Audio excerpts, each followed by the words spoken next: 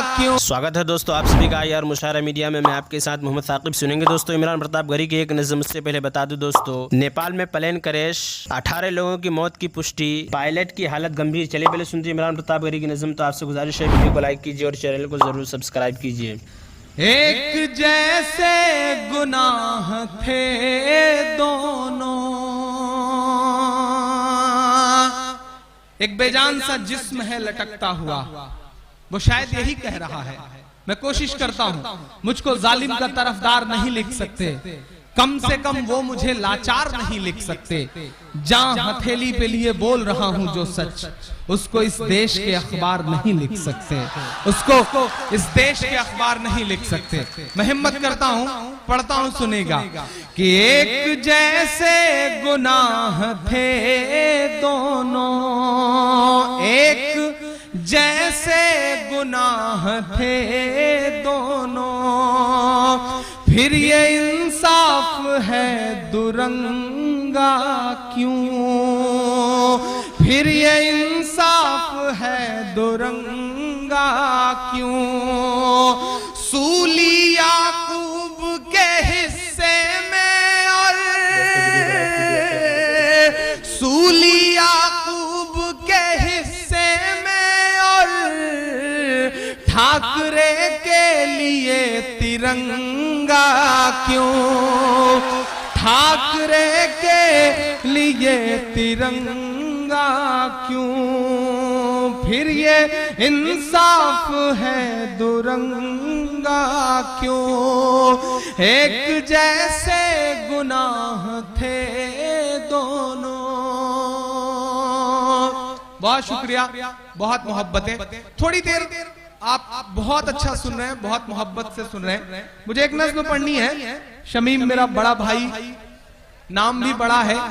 Doctor राहत इंदौरी ने कभी एक शेर कहा कि ये अलग बात के खामोश खड़े रहते हैं, फिर भी जो लोग बड़े हैं वो बड़े रहते हैं। ये अलग बात के खामोश खड़े रहते हैं, फिर भी जो लोग बड़े हैं वो बड़े रहते हैं। और ऐसे दरवेशों से मिलता है हमारा सजरा, जिनके जूतों में कई ताज पड़े रहते हैं, जिनके जूतों में कई ताज पड़े रहते हैं। अपने इस भाई को बहुत मुबारकबाद दूंगा। और ये जहां से भी सीटी की आवाज निकल रही हो, उनके आसपास जो लोग हों उनसे कह दीजिए कि जब कोई सीटी मारने वाला चेहरा आए तब सीटी मारेंगे। अल्हम्दुलिल्लाह मैं मर्द हूं और मर्दों पे इतनी देर तक सीटियां नहीं मारी जाती। आप अब तो अपना टेस्ट आप लोग सुधार लीजिए। आप बहुत अल्हम्दुलिल्लाह बड़े जिंदा दिल हैं। अब बेहतर होगा कि ये सिलसिला बंद करें। मैं एक जिम्मेदारी भरी नज़्म आपकी अदालत में रखने चल रहा हूँ, पढ़ता हूँ, सुनिएगा।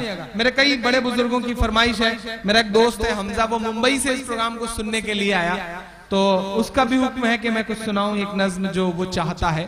मैं शुरू करता हूँ एक नज़्म। उस नज़्म की तमहीद में बस इतना कहता हूँ दोस्तों कि शमीम ने जो कुछ बोला वो मेरे दिल का दर्द है। मैं उस दर्द को पूरी दुनिया में गाता फिर रहा हूं। और उस नज़्म की तमहीद में बस एक बात आपको बताना चाहता हूं कि महाराष्ट्र में एक इलाका है चचा, जहां एक औरत का इंतकाल होता है। जनाजा रखा जाता है कि अब जनाजे की नमाज पढ़ी जाएगी। झगड़ा शुरू होता है कि आखिर जनाजे की नमाज पढ़ाएगा कौन। वो लाश रखी रह जाती है और 3 लाशें और गिरती हैं, तलवारें निकलती हैं। हम कहां आ गए हैं, हमने कहां तक का सफर तय कर लिया है।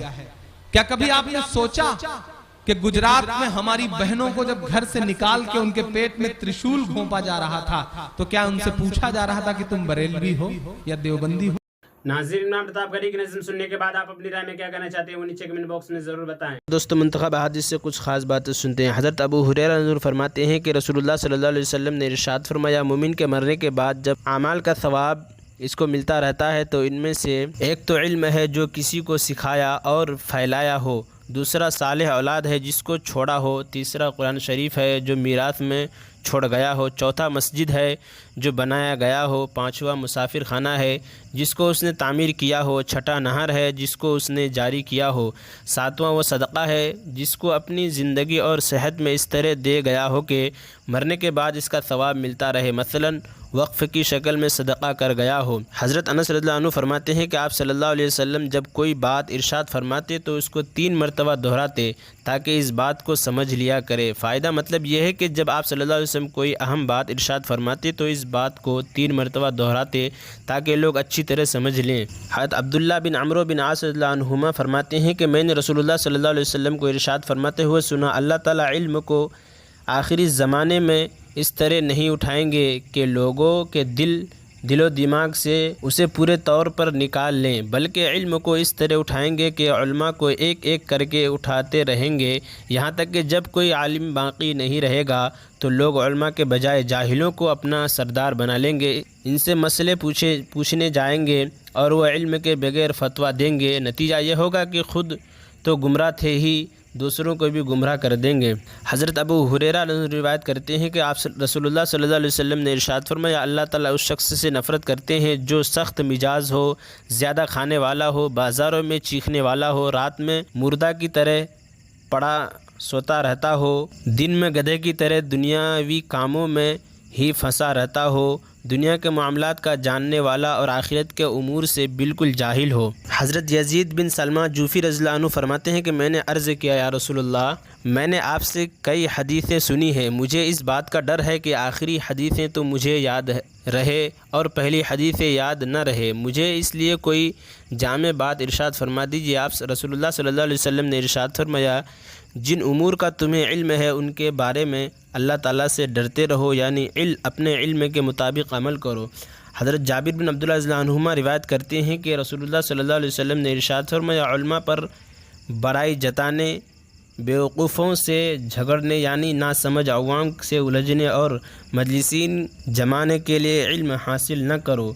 जो शख्स ऐसा करे उसके लिए आग है। फ़ायदा इल्म को मजलिसीन जमाने के लिए हासिल करो। इस जुमले का मतलब यह है कि इल्म के ज़रिए से लोगों को अपनी ज़ात की तरफ मुतवज्जा न करो।